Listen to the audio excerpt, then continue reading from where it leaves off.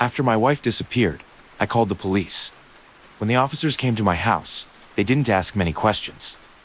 Instead, the older one gave me a cold look and said, "Sir, if you make another false report, we'll press charges for filing a false missing person case."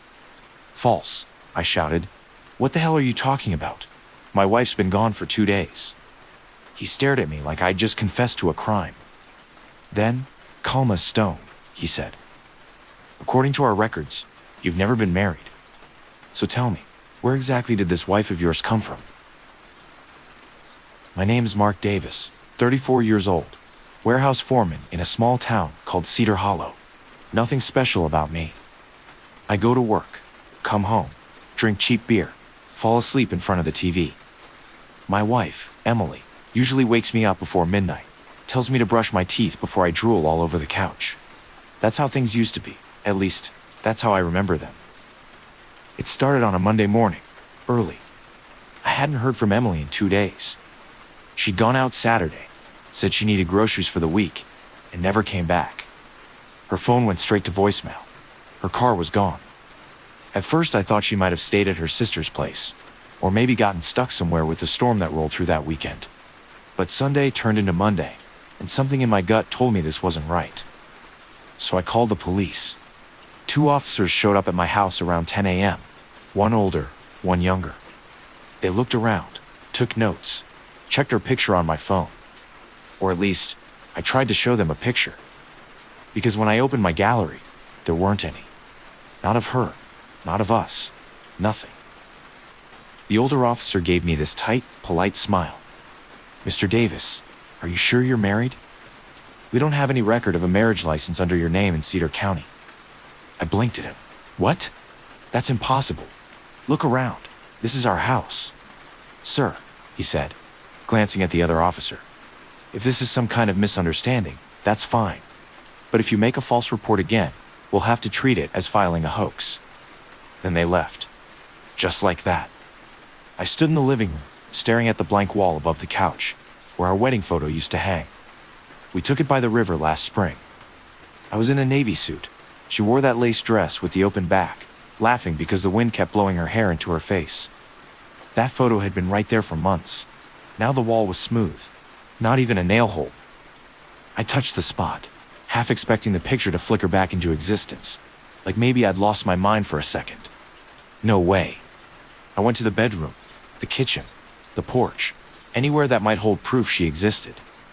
Her shoes were still by the door, her toothbrush beside mine, her perfume on the dresser, her jacket hanging where she always left it. Everything was there, except her. I tried to calm myself down. Maybe she took the pictures down to clean. Maybe I'd done something stupid after drinking last night and forgot. That had happened before, once or twice. So I checked my phone again. The lock screen, used to be her face, was now some stock wallpaper, a green hill and blue sky. My photo albums were empty. Messages too. No texts, no call logs. Nothing that said she'd ever been there. I felt this pressure behind my eyes, like a headache starting, deep and sharp. "Get a grip, Mark." But then I looked around again. 2 coffee mugs, 2 plates drying by the sink, 2 pillows with faint indents. No single guy lives like that. I muttered to myself, "She's real. She's real." The phone rang. The sudden sound made me jump. I answered. "Mark, you bastard. You got hitched and didn't even invite me." The voice was loud, teasing. "Tom Carter, my best friend since high school." "Tom, you're back from overseas." "Yeah, landed last night. And you forgot our deal. Man, you said you'd bring that lucky lady over when I got home. What's her name again? Emily?" My throat tightened. "You remember her?" "Well, yeah, sorta. You sent me a picture of her months ago. Never met her in person, though. Why?" I swallowed hard. "Tom, listen, I need you to come over. Right now it's serious." He chuckled. "What? You two had your first fight already? Just, please, I'll explain when you get here." All right, he said, still laughing. "Keep your pants on. I'm on my way." He showed up half an hour later, still in his travel jacket, hair a mess from the wind. "Man, you look like hell," he said the moment I opened the door. What's going on? I motioned him inside and told him everything. How the cops thought I made the whole thing up. How the photo vanished. How all her stuff was still here, but she wasn't. He didn't interrupt, just frowned deeper with every word. Okay, he finally said, scrolling through his phone. You said you sent me her picture, right? Let me check. After a moment, he turned the screen toward me. It was her, Emily. That soft smile, the brown eyes, the little scar by her chin. Yes, I said, my voice shaking. That's her. He stared at me. Mark, you never told me her last name. You never said where she worked, or even what town she was from. You just texted me one day out of nowhere, saying you got married. Hell, I thought it was a prank.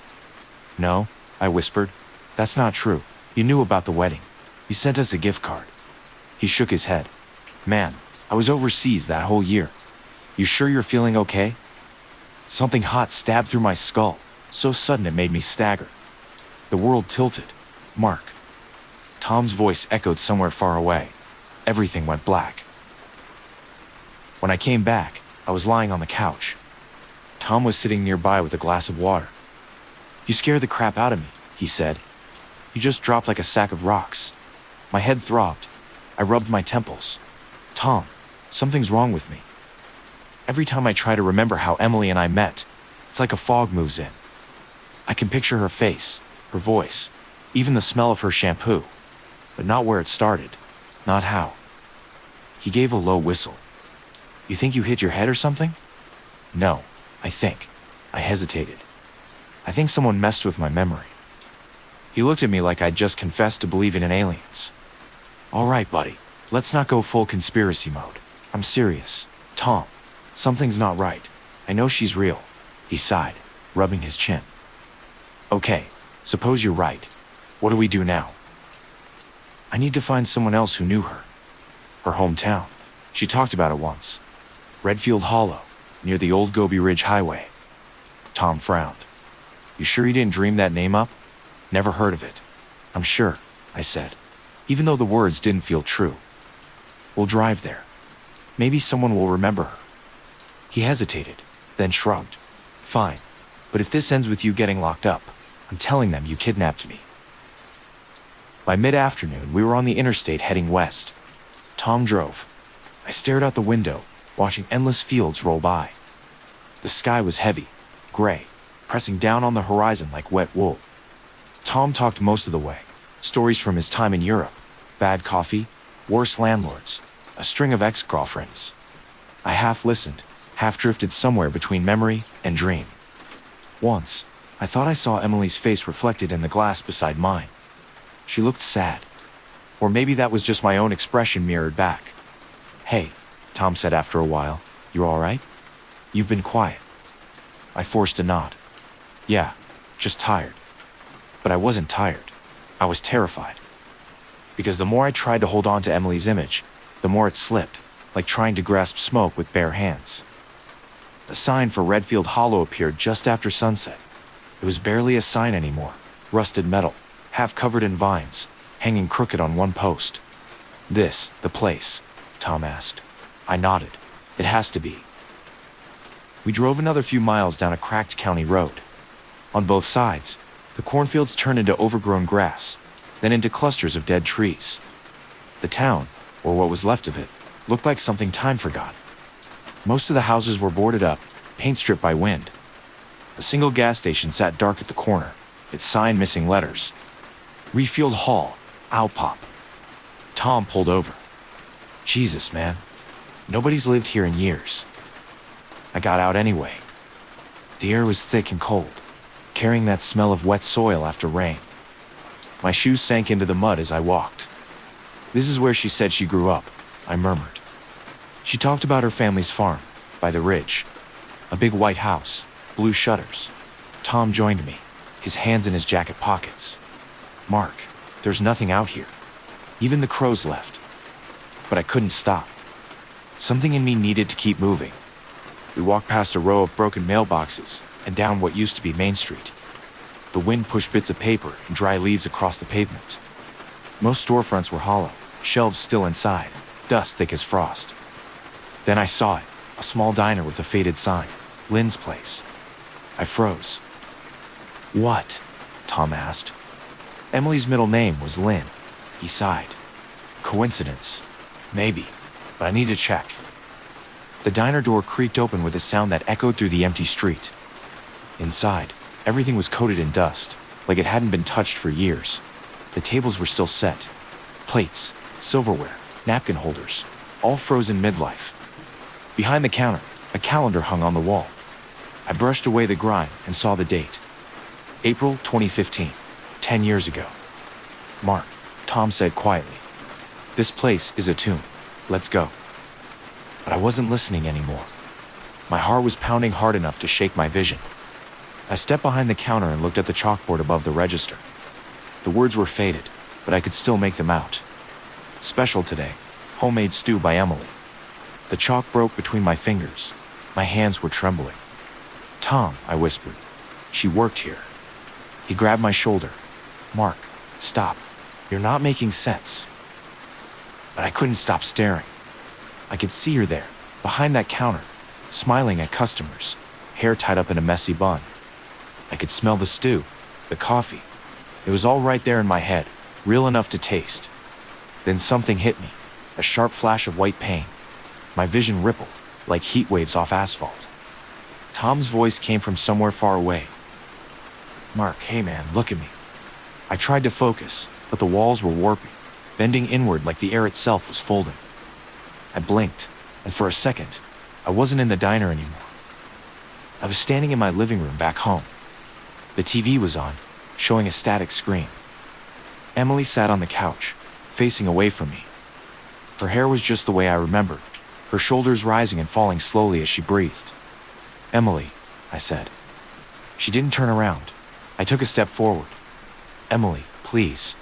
I've been looking everywhere. She lifted her hand, as if to shush me. Don't, she said softly. Her voice was calm, too calm. You're not supposed to be here. What are you talking about? You promised, she said. You promised to forget. My head felt like it was splitting in two. Forget what? She finally turned toward me, but her face was fading, like smoke blown away by wind. Then the sound of metal scraping against metal filled my ears. I fell to my knees, clutching my head as everything went black again. When I opened my eyes, Tom was shaking me. Jesus Christ, Mark, you passed out again. I was lying outside the diner, the night sky spinning above me. He looked scared now, the sarcasm gone from his voice. You need a doctor, man. We're leaving. I don't care what ghost story you're chasing. No. I pushed myself up, still dizzy. There's one more place I need to go. Mark. The Ridge? I said.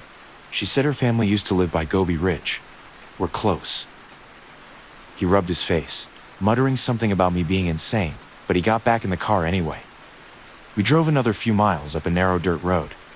The headlights caught glimpses of abandoned barns, rusted farm equipment, tangled fences. Then we saw it, a single house standing alone against the dark sky. White paint peeling, porch half collapsed, windows like black eyes staring back. That has to be it, I said. Tom exhaled. It looks condemned, man. I got out before he could stop me. The wind was colder up here, carrying the faint smell of something burnt. The front door was ajar. I pushed it open. The hinges screamed. Inside was worse than the diner. Broken furniture, dust thick as snow. But on the far wall, under a shattered window, something caught my eye. An old photograph lying face down. I picked it up and wiped off the dirt. It was a wedding photo. Me and Emily. I could see her white dress, the same one from the photo that vanished from my living room wall. My hand in hers. Her smile. But there was something wrong. The man in the photo, me, looked older, thinner. His eyes sunken, haunted. What the hell? Tom whispered behind me. My throat felt dry. I told you she was real. Tom shook his head slowly. Mark, that's not possible. Look at this place. Look at that photo. It's decades old. I looked closer. In the corner, faintly printed in cursive, was the date. April 12th, 2015. 10 years ago. Suddenly, My head exploded with pain, bright and violent. I fell to the floor, clutching my skull. Voices echoed around me, overlapping like radio static. Try again. It's breaking. He's not responding. Mark, stay with me. Don't go under. I screamed. When I opened my eyes again, everything was white. The house was gone. The road, Tom, the night, all gone. I was lying on a bed surrounded by white walls, a faint beeping in the background. My arms were strapped down. Tubes ran from my wrists. Someone was standing beside me. Easy, Mark, a voice said. You're okay. You're safe. I blinked until the figure came into focus. It was Tom, but not the same Tom who'd been driving the car. He wore a white coat, a badge clipped to his chest. Dr. Thomas Carter, hypnotherapist. Tom. My voice came out dry and cracked. Where the hell? What is this? He looked down at me, his face calm but pale. Mark, listen carefully. You're safe. You're at St. Luke's Clinic in Des Moines. You've been under hypnosis therapy for the last few weeks. Hypnosis? I tried to sit up, but the straps held me down. What the hell are you talking about? Tom sighed, his tone softer now. You came to me after your fiancée, Emily Reed, passed away. It was last winter. She'd been sick for months. Cancer, stage 4. I froze. No, I said. No, Emily's not dead. She went missing.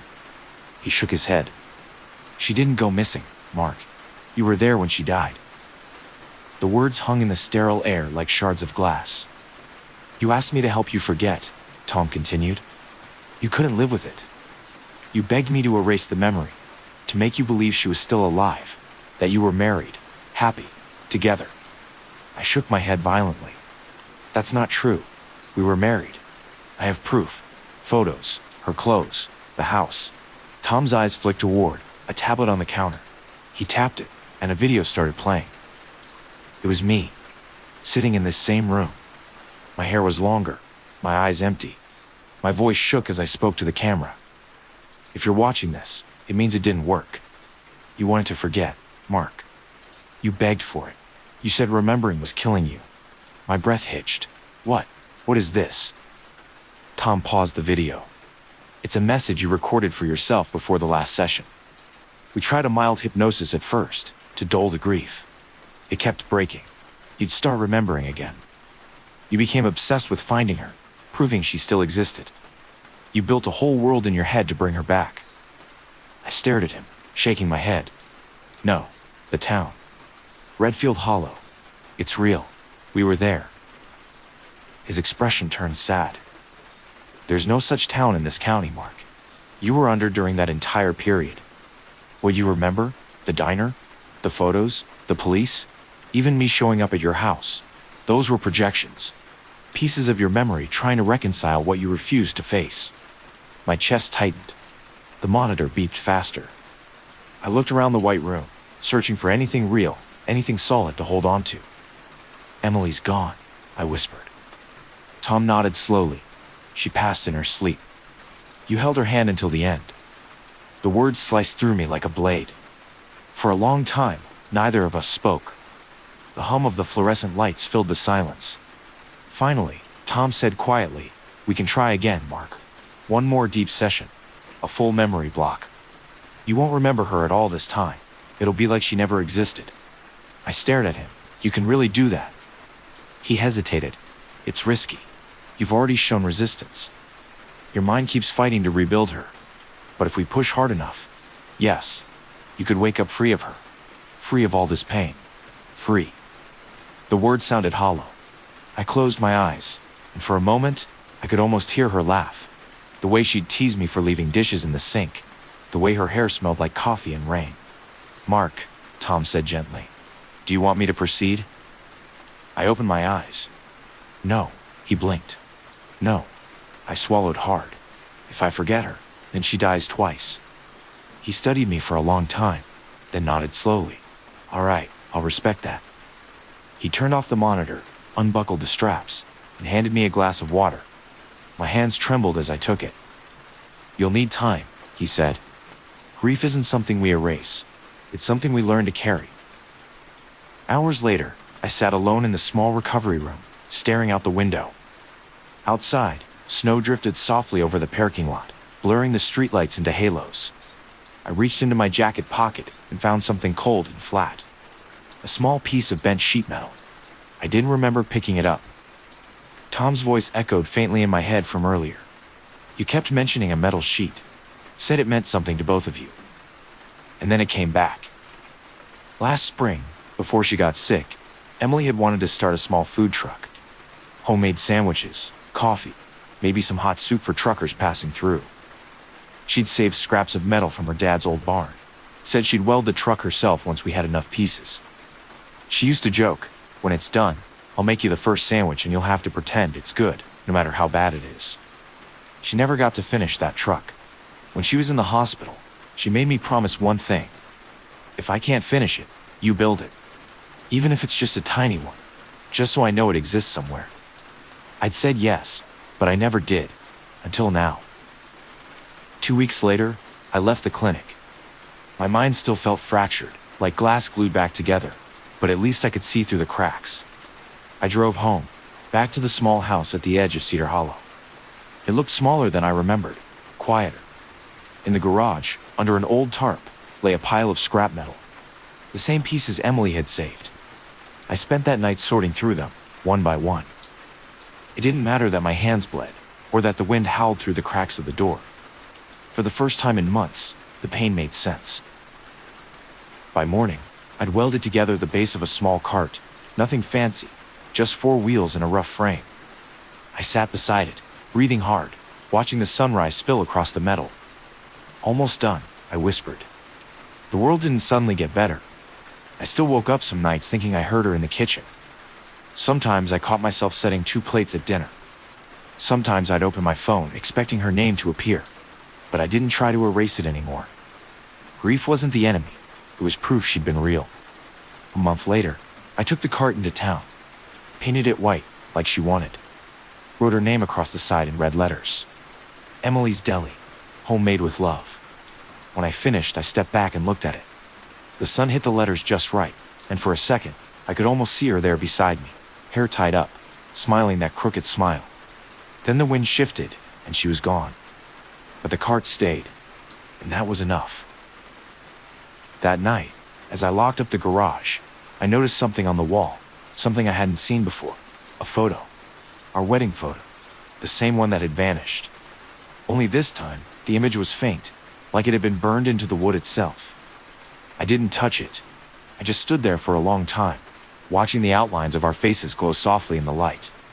Then I whispered, "Good night, Emily." And for the first time in forever, I didn't feel alone.